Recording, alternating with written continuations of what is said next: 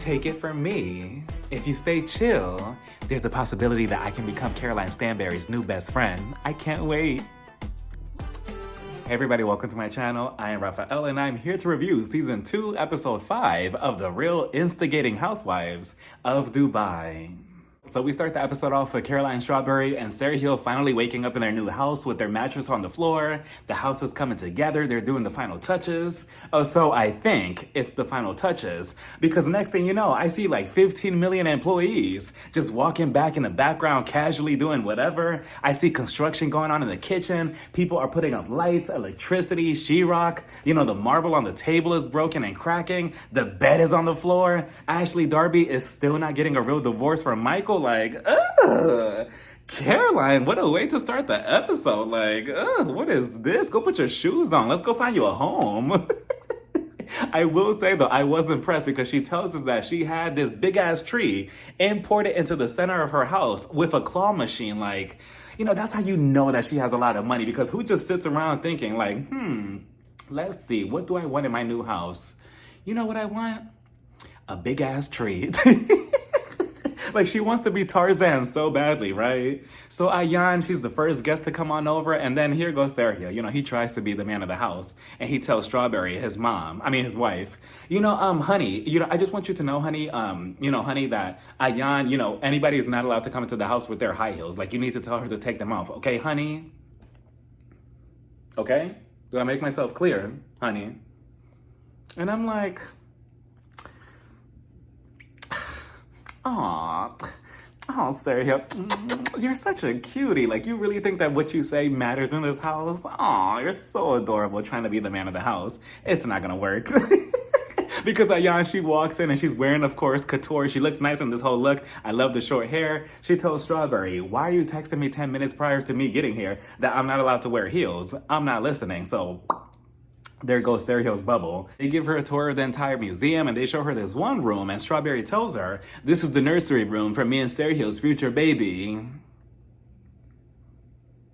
Okay, Caroline. Even Ayan said it in the confessional. She feels that if Sergio doesn't get this baby from Caroline that he so desperately wants, eventually it's going to lead to issues down the road in their marriage. And putting that to the side, I feel like even if that was to become a thing and he was to leave her for that reason, I truly feel like, even though they do love each other, I feel like Caroline just wouldn't care if Sergio was to walk out of her life. I feel like she'll probably be heartbroken for like maybe 3 to 2, maybe 24 hours, maybe 12 minutes. And then she'll get over it like, oh, okay, well, that was nice. I'll miss him. Okay, next. And, back to business. Ayan tells her, are you ready for a baby? And she looks for any excuse. And she's like, well, the weather is really nice outside today. The sky is blue. I need to go mow the lawn. I need to work on my big ass tree in the middle of the house.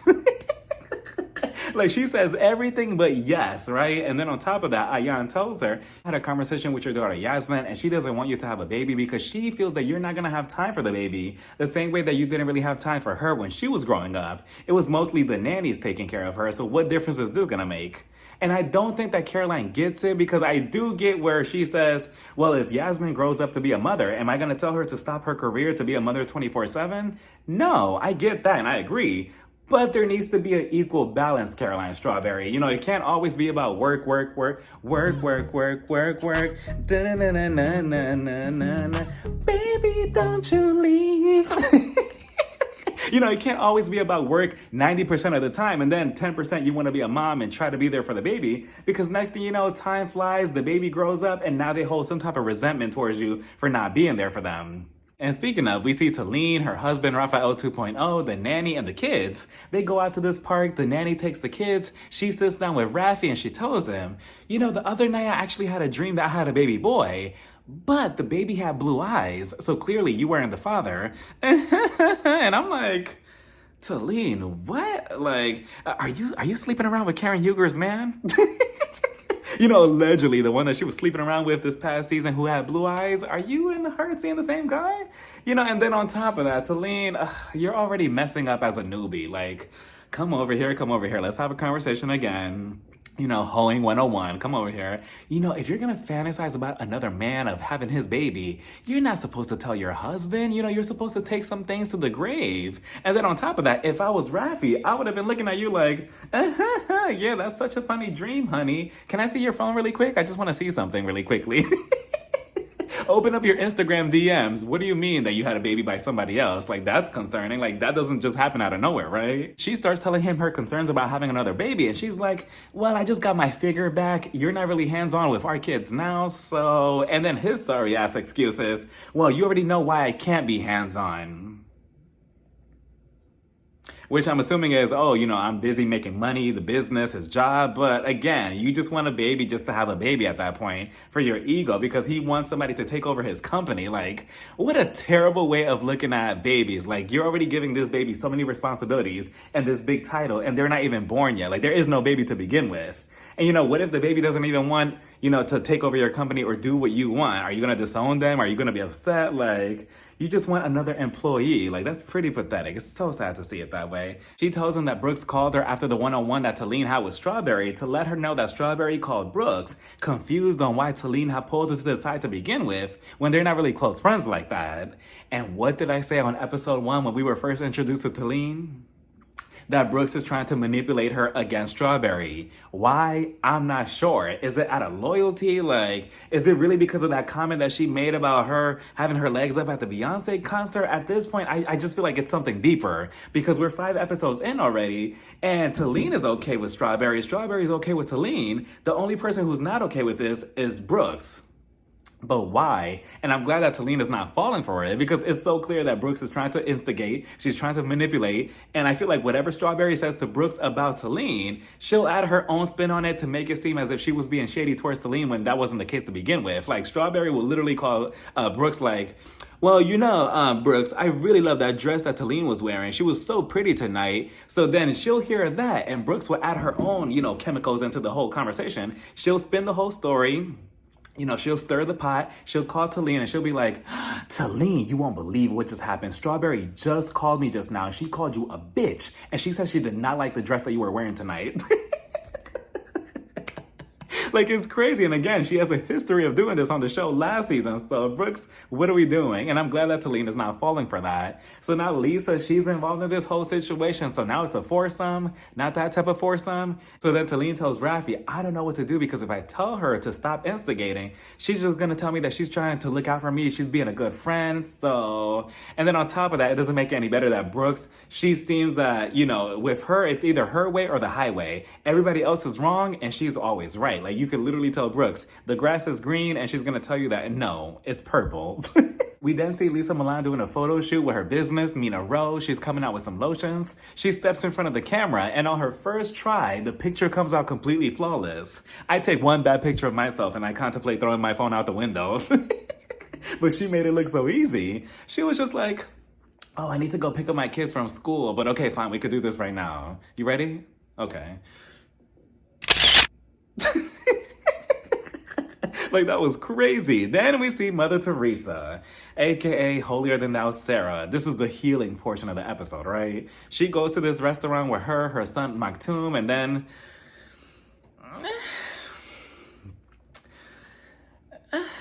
we see, the guy that she's dating, Akeem, the beautiful guy that we were introduced to last week. So they sit down at this restaurant, and part of me wants to say that this is a cute interaction between all 3 of them, her son, him, her. But then the other part of me is just like, no, this is very unhealthy, Sarah, because you're bringing a stranger, well, not somewhat of a stranger, but a guy that you're dating, not even official, around your son. And I get why, she's doing it. She wants her son's approval. But I don't know because Maktoum, he's already too attached to him. They're already hanging out. He already has nicknames for him. And, he's developed a bond with him. And he even asked him, oh, are you going to be my new stepdad? Which was crazy. And what if things don't work out between you and this guy? Then what? Another heartbreak to him. He's already disappointed with the last 2 guys that you were with. Now this is going to be a 3rd guy. Hopefully not. But we then see Caroline Strawberry and Sergio going to this IVF place, which for a second, I thought that the name of the place was called Fucking. I'm like, excuse me? That's a little bit too on the nose for this type of place, right? But no, it was called Fakim or something like that, but still very suspicious, right? So they go in there with the doctor. The doctor tells them, okay, so, if you're planning to get pregnant, Strawberry, you need to do it by the big 5-0. Here goes Sergio. What's the 5-0? Like, oh, Sergio, he is so adorable. I don't care. I love him. He means well. And he's just like, oh, you mean when she's 50 years old? Oh, okay. And, the doctor's looking at Strawberry like, are you sure this is the guy you want to get you pregnant? So then in the confessional, Strawberry, again, she's basically trying to say no in a polite way. And she's like, well, I mean, I don't know how I would feel, getting pregnant or even having a baby mama, just coming over here and just giving me a baby because, in Dubai, it's illegal to have a surrogate, which I never knew that. But, so much for Taleen telling us last week that Dubai is progressive, right? So then, Stereo, he has a picture of the embryo and he's just like, oh my God, wow. So it's a boy, right? Like that's his face. Here goes the doctor looking at him. No, you can't tell yet. Like the doctor was 2 seconds away from kicking both of them out his office. I really do wonder, like, if Strawberry does not get pregnant whatsoever, will he actually leave her? I don't think so, but maybe they could go the surrogate route, but I don't know because next thing you know, we see a confessional from Sergio, and I'm like, Sergio, why are you in the confessional? Like, it caught me off guard. He was just like, I really want her to have the pregnant photo shoot of her naked with a giant stomach and me behind her holding her. It's making me emotional just thinking about it. And I'm like, oh, you're so cute. Like, seriously, like, you should really think about calling Rafi, Taleen's husband, because he wants to have a baby too. So we then see the friend of the show, Saba.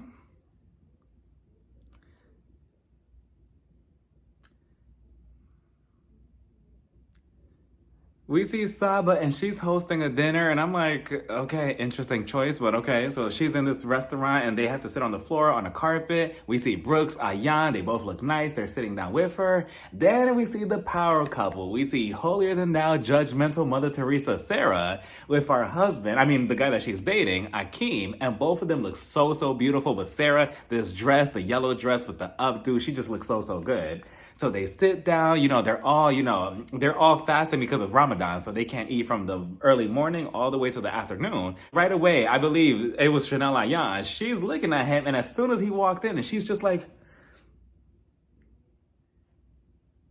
who is this tall giraffe? Like you would have thought that she just saw Beyonce the way she was looking at him. She was just like...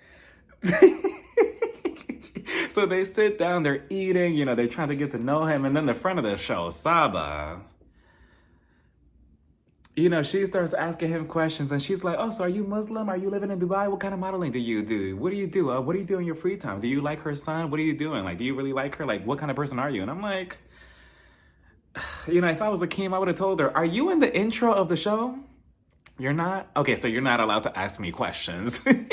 They started talking about Lisa and then Saba. Again, she jumps in it and she's like, what was going on with Lisa and Taleen? Because Lisa, she snapped all of a sudden. And I'm like, oh, so now we're using these words, right? Snapped. Lisa didn't snap. If anything, she basically matched her freak.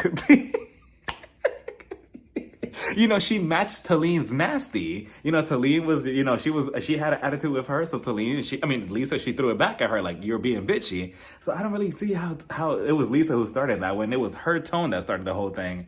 But okay, so they started discussing that. They're like, maybe it was because her mom was in town. She moved away back to Miami. Maybe she was emotional. Maybe that's why.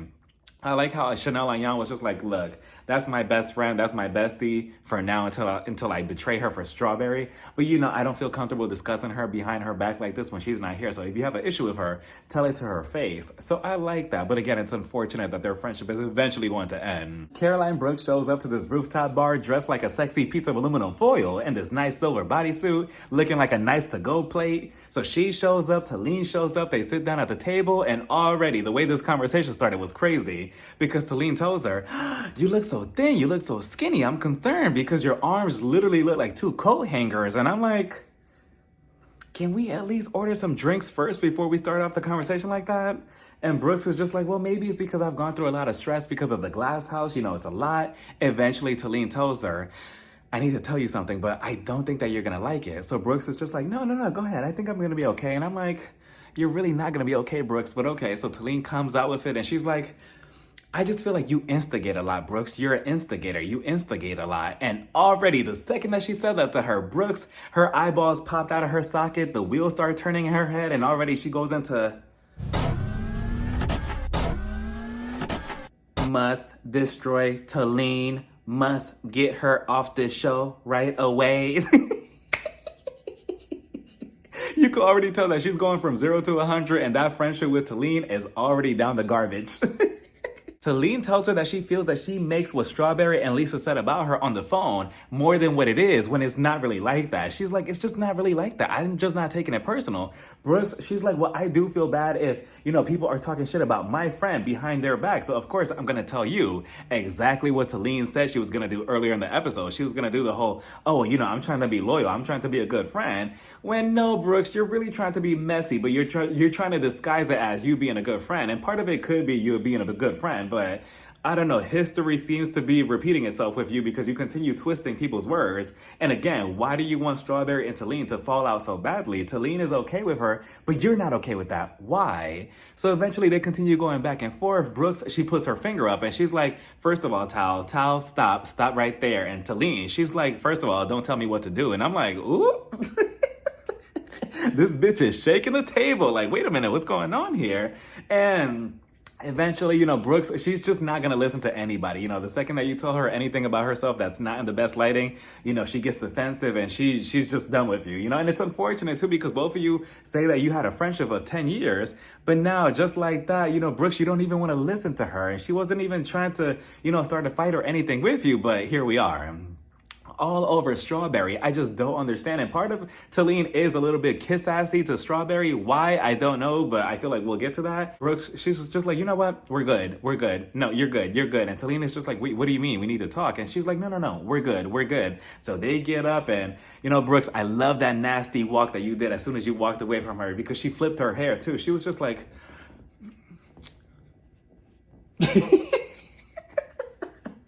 I'm like, exactly. That's how you leave a bitch that you don't like at the table.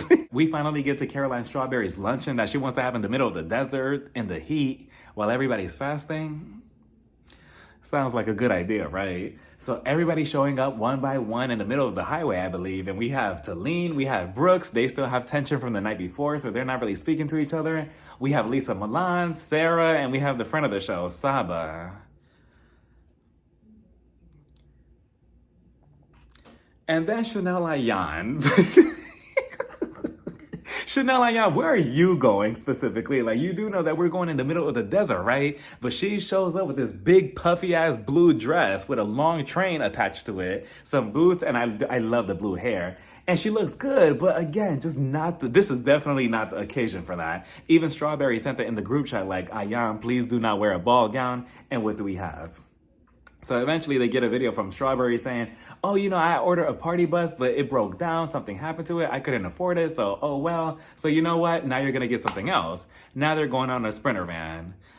Wah, wah, wah. And I'll be so pissed too, because they get into the van, but what's her name? Ayan's dress takes up like half the space. I would have told her, like, you need to take that off, or you need to get some scissors and cut it or do something, but I'm not suffocating in this van, right? They get to this other location where we see Strawberry and her friend Juliana, and we see a bunch of badass cars, like a Ferrari and a Ferrari. They were pretty, right? And I believe they belong to Juliana's husband, which I'm curious to know more about Juliana. She seemed interesting in the little time that we saw her, but Strawberry's just like, okay, we're all gonna pair up, to get into the car. We're gonna drive to the destination. And she's just like, okay, whoever wants to ride with me, here goes Taleen. Whoever wants to ride with me. Before Strawberry even finished asking, she was just like, who wants to ride with me? I do. And here goes Brooke.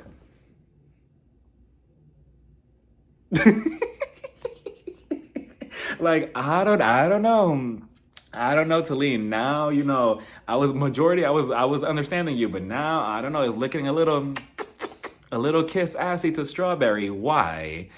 She was just way too pressed. I mean, she was just like, she basically threw herself in front of the car to get in the passenger seat with Strawberry, right? So it's her and her, Juliana and Brooks, Sarah and Saba. Oh, that must have been a depressing car ride. And we see Lisa and Chanel Ayan. And Ayan is so annoying because she's trying to stuff that big ass dress into this small car. And it's just like, we're about to drive on the highway. Take that off. So they start driving through the highway, and it was so cool to see these badass women. Well, majority of them were badass. Driving through the highway and these nice cars. All of a sudden, we see Taleen. She gets a little too comfortable in that passenger seat to the point where her mouth starts running about Brooks to Strawberry, and you already know that both of them already have tension. So what are you doing? I don't know, Taleen. Now it's looking a little too much kiss-assy to Strawberry because she starts telling her, I talked to Brooks and, I told her that she was an instigator and, I just don't know what happened between both of us and blah, blah, blah. And I'm like, Taleen, I don't know about this because it looks like you're talking shit in a way about your friend, well, somebody who's supposed to be your friend of 10 years to somebody who you just met 2 seconds ago. How does that look, right? Like, that looks very suspicious. Like, what are you really trying to do, So eventually they get to the location in the middle of the desert. They start walking, Ayan and Strawberry, they start having a good time, rolling around in the sand, holding hands. Lisa Milan, she's kind of off to herself. She's observing this and she's not liking it. And she's like, hey, why are you guys holding hands? Like, so territorial. Like, everybody is just so obsessed with each other on this show. Like, they're very territorial about these friendships in Dubai, right? And then Brooks had the nerve and the audacity in the confessional to say, oh, well, Lisa's just upset because, now she doesn't have her puppet that she could control, put the battery in her back. Ayan, obviously. Now she's over there with Strawberry. And I'm like, but you're over here trying to get Taleen to be your puppet. You're trying to tell her when to drink, when to speak. And now you're doing the same thing to Lisa. Like, what? Both of you are in the same predicament. Like, and it's just so insane to me. Like I said earlier, like everybody is competing for Caroline Strawberry, and for what? They get to the table, they order food, they start talking about Sarah and the guy that she's seeing. She's like, well, we're still dating, we're still trying to get to know each other, but nothing serious. Like, we haven't been intimate. That means a lot to me, which I believe her. I don't think that she kissed him. Everybody else is just like, oh, BS. She must have kissed him, but I don't know. I kind of believe holier than thou Sarah. So eventually they started talking about how Brooks, she's on this healing journey. She's like, I'm so healed. I'm so peaceful. I'm such a different person now. And Sarah asked her, oh, how many sessions of healing have you gone through? Just one. Brooks is so full of it. How are you healed? But just the night before you got into it with your friend of 10 years because you didn't like what she was telling you. Okay, so then that allowed Taleen to jump in and she's like, well, me and Brooks, we got into an altercation. And I'm like, oh boy, right there, another red flag. What do you mean altercation? You make it seem as if Brooks jumped across the table last night and just slapped you or something. Like, it was nothing like that. It was nothing of the sorts. You two just got into an argument and that's that. Even Brooks was just like, no, it wasn't an altercation. It was a misunderstanding. And I told you, it is what it is. You told me something and I don't care. And that's that. But no, Brooks, there's much more to what it was. But okay, we'll go with your story, right? Taleen is just like, well, I was trying to explain to you, you're instigator, blah, blah, blah, this, that, and the third, but you weren't even hearing me out. You got so defensive. And Brooks is just like, okay, it's whatever. I don't care. Like, whatever, we can move on from it. And Taleen is just like, no, it's not because we're friends, right? Like, we're supposed to care.